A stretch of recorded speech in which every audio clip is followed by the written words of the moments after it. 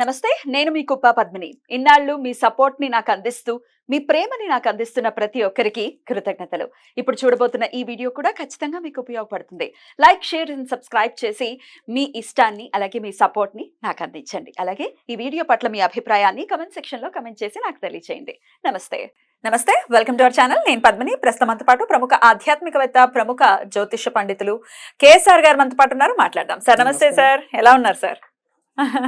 బాగున్నాను. సార్, దక్షిణాయనం ప్రారంభం కాబోతోంది. దక్షిణాయనం ప్రారంభం అవుతూనే డెఫినెట్ గా స్వామి యోగ నిద్రలోకి వెళ్ళటం అనేది మనందరికీ తెలిసినటువంటి విషయమే. దక్షిణాయనం వస్తోంది అని అంటేనే ఇంకా అన్ని రకాల పండగలు కూడా ఉంటాయి. ప్రత్యేకించి అటు ఋతువులో కూడా మార్పు ఉండటము, రకరకాల వ్యత్యాసం ఉండటము, ఇప్పుడు లైఫ్ స్టైల్ కొంత మారటము, రాత్రి కాలం పెరగటం అన్నీ ఉంటాయి. దక్షిణాయనానికి ఉత్తరాయణానికి ఉన్నటువంటి ఏమిటి ఆ తేడా? దక్షిణాయనం అంటే దక్షిణం వైపు సూర్య భగవానుడి ప్రయాణం ఖచ్చితంగా తెలిసిందే అందరికీ. మరి ఎలా వినియోగించుకోవాలి ఈ సమయాన్ని, ఈ 6 నెలల పాటు కూడా? అలాగే ఆస్ట్రాలజికల్ గా ఏమైనా ఇంపార్టెన్స్ ఉంటుందా దక్షిణాయన ప్రారంభానికి? అదే ఇక్కడ మనం చెప్పాలంటే కనుక ఇప్పుడు ఎప్పుడైనా సరే ఈ సూర్యుడు అనేవాడు అంటే దక్షిణం అనేది ఎప్పుడు కూడా మనము ఏమంటాం, అగ్నికి సంబంధించింది యాక్చువల్గా. యమస్థానం కూడా. యమస్థానం తర్వాత రెండోది వచ్చేప్పటికి ఇక్కడ సూర్యుడు కూడా మనకి అగ్ని గ్రహం అని తెలుసు.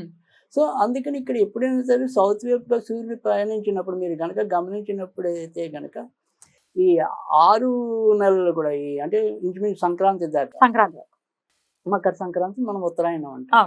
సో దీన్ని దక్షిణాయనం అంటాం. అంటే కర్కాటక రాశిలో రవిని ప్రవేశించిన దాన్ని మనము దక్షిణాయనం అంటున్నాం. మకర రాశిలో ప్రవేశించిన దాన్ని ఉత్తరాయణం అంటున్నాం. ఓకే, అది రూల్. సరే, కానీ ప్రతి నెలలో కూడా సూర్యుడు సంచరించే ప్రతిదానికి కూడా ఒక్కొక్క సంక్రాంతి అనే పేరు. దాన్ని మనము సంక్రాంతి అని అంటాం, సంక్రమణం అని కూడా అంటాం. రవి సంక్రమణం లేదా రవి సంక్రాంతి ఇలా పేర్లు పెడతాం. అలాగే అందుకని వీళ్ళు కూడా 12 రకాల ఆదిత్యులు అని, ద్వాదశ ఆదిత్యులు అని చెప్పి మనకి మరి 12 రకాల సూర్యులను కూడా మనకి చెప్పడం అనేది ఉంది ఈ శాస్త్రాల్లో. అయితే ఇక్కడ నేను ఇందాక చెప్తున్నది ఏంటంటే, ఏదైతే మనకి దక్షిణాయనంలో ప్రవేశించాక వ్యక్తిగత గుణాల్లోనే కాకుండా ఈ భౌగోళిక గుణాల్లో కూడా కొన్ని విస్తృతమైన మార్పులు, అవి కొన్ని మంచి ఉంటాయి, కొన్ని చెడు కూడా ఉంటాయి. చెడు అనేది ఏంటంటే ముఖ్యంగా చెప్పాల్సింది ఈ నేర ప్రవృత్తి అనేది పెరగటం అనేది ఎక్కువ అవుతుంది దక్షిణాయనంలో. సహజంగా. ఎందుకంటే మీరు కనుక ఇప్పుడు మనం గమనిస్తే ఇక్కడ సూర్యుడు అనే కాదు, ఇంచుమించుగా ఈ కుజుడు అన్నవాడు తర్వాతకి వచ్చేప్పటికి మనకి మిథునంలో చేరటం, తర్వాత కర్కాటకంలోకి వచ్చి నీచపడటం, తర్వాత సింహంలోకి వచ్చి మరి మరో అక్కిని రాశిలో కలవటం, తర్వాత వచ్చేప్పటికి కన్యా రాశిలోకి వచ్చేప్పటికి బుధుడు కుజుల కాంబినేషన్ పడదు. కనుక అందుకని ఇక్కడి నుంచి పరిపాలన కూడా పాలకులకు కొద్దిగా కష్టం అవుతుంది.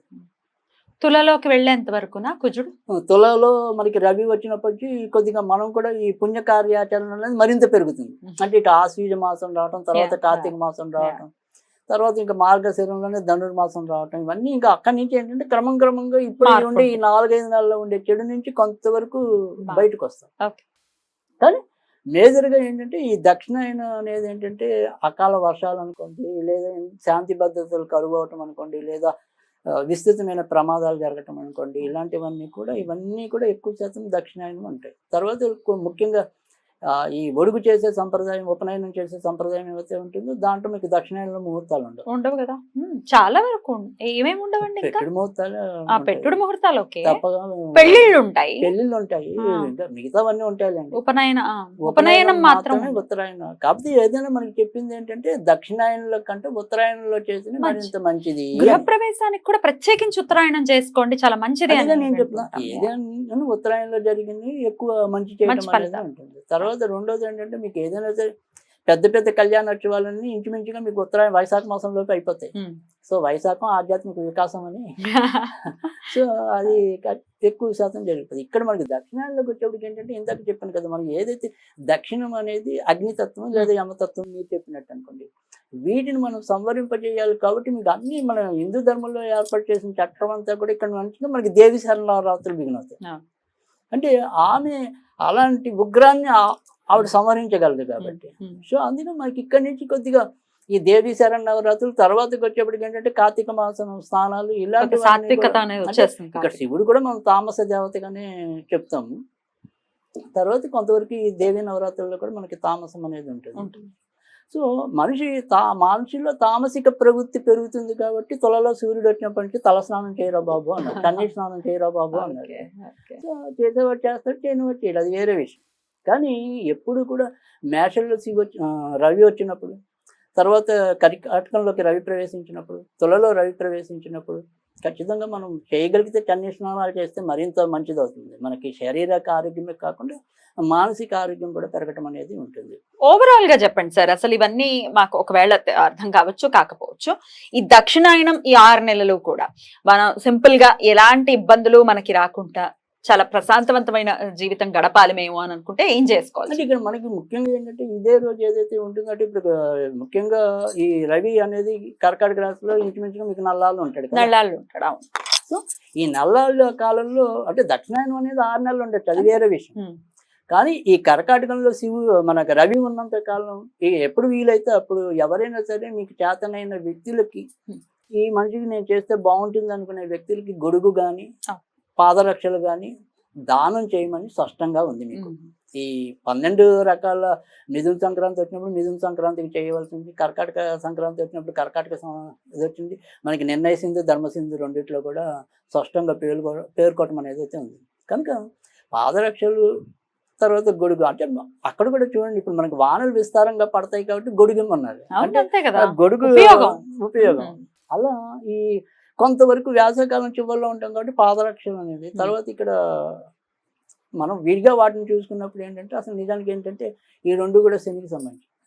ఇప్పుడు మనకి చీకటి కాలం పెరుగుతుంది, సో అందుకని మనలో తామసికం పెరుగుతుంది, అంటే బద్ధకం, చేద్దాంలే. అందుకని అక్కడ అసలు చాలా మనం లాజికల్గా ఆలోచిస్తే వీళ్ళు ఏదో పైపైన ఏదో అనుకుంటారు, కానీ హిందూ ధర్మం ఏర్పాటు చేసిన విధానం అంతా కూడా చాలా లౌక్యంగా ఉంటుంది. దాన్ని మనం లోతుగా అధ్యయనం చేసినప్పుడు మాత్రమే అర్థమవుతుంది. ఇక్కడ సూర్యుడు అంటే అక్కడ శనికి కల్పడమే. అలా చాలా విచిత్రమైన విషయాలన్నీ కూడా మనం ఏమంటాం అన్వేషణ చేసిన కొద్దీ కూడా బయటపడుతూ ఉంటాయి. సో ఆ రకంగా చేసేవాళ్ళు ఆ రకంగా చేయటం అనేది ఉంటుంది. సరే, దాన ధర్మాలు చేస్తే ఎప్పుడు కూడా మంచిదనే మనం ఎవరికైనా చెప్తాం. అందులో ఇలాంటి రోజుల్లో చేసినప్పుడు ఆ దానం మరింత 10 రెట్లు పుణ్యాన్ని ఇస్తుంది. స్విచ్ వర్డ్స్ కూడా మీరు చెప్తూ ఉంటారు కదా, ఈజీగా చేసుకున్నారు, ఏం చేసుకోవచ్చు. అది ఇక్కడ మనకి ఇది వచ్చేప్పటికి ఏంటంటే ఈ స్విచ్ వర్డ్ అనేది 2 రకాలుగా ఉపయోగపడటం అనేది, అది అంబర్. సో ఆ అంబర్ అనేది ఏ విధంగా ఉపయోగపడుతుంది అంటే గనక మనలో ఉండే డార్క్నెస్ అంతా తీసేయటం అనేది ఒకటైతే గనక, మీకు ఇందాక చెప్పినట్టే సూర్యుడు వల్ల కానీ ఇప్పుడు మళ్ళీ కుజుడి కాంబినేషన్ జనరల్ గా రక్త సంబంధించిన వ్యాధులు ఎక్కువ రావడానికి అవకాశం ఉంటుంది. తర్వాత సడన్ గా ప్లేట్లెట్స్ పడిపోతూ ఉంటాయి కొంతమందికి. ఇప్పుడు డెంగ్యూ వచ్చిందంటే డెఫినెట్ గా సమస్య. ఇప్పుడు మనకి ఎప్పుడైతే వానలు పడతాయి ఏవో ఒక రకమైన పెరుగుతాయి, దాని వల్ల దోమల వల్ల వచ్చే ఇబ్బందులు ఉంటాయి. సో కొన్ని ప్రదేశాల్లో ఇప్పటికీ ముమ్మరంగా దోమలు ఉంటాయి.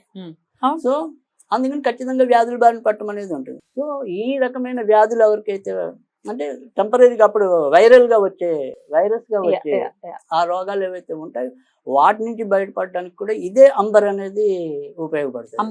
Amber right, AMBER amber.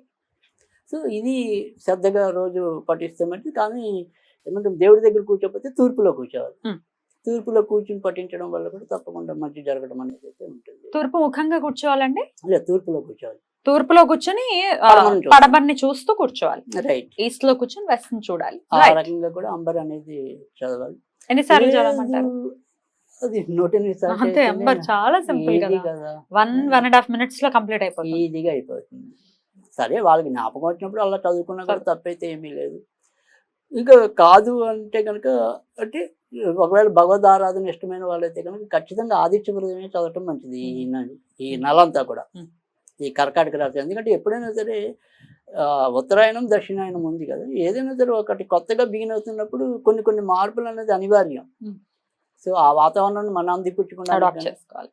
So అందుకని ఈ వచ్చే మార్పులకు అనుగుణంగా మన యొక్క దైవిక ప్రవృత్తి కూడా ఉండాలి, మార్పు ఉండాలి. Right. సో ఆ రకంగా చేసుకుంటే తప్పకుండా మంచి జరుగుతుంది. బ్యూటిఫుల్ అండి, చాలా చక్కగా వివరించారు. దక్షిణాయనాన్ని ఖచ్చితంగా 6 నెలల్ని కూడా చక్కగా ధర్మబద్ధమైనటువంటి జీవితాన్ని అనుసరిస్తే వచ్చేటటువంటి 6 నెలలు కూడా ఫ్రూట్స్ ని దేవుడు మాత్రం ఏం చేయగలడు, మన ఆచరణలో కూడా ఉంటుంది కదా. అది కూడా ఇంకో సందర్భంలో చెప్పుకుందాం. తప్పకుండా. రైట్ అండి, thank you so very much. నమస్తే.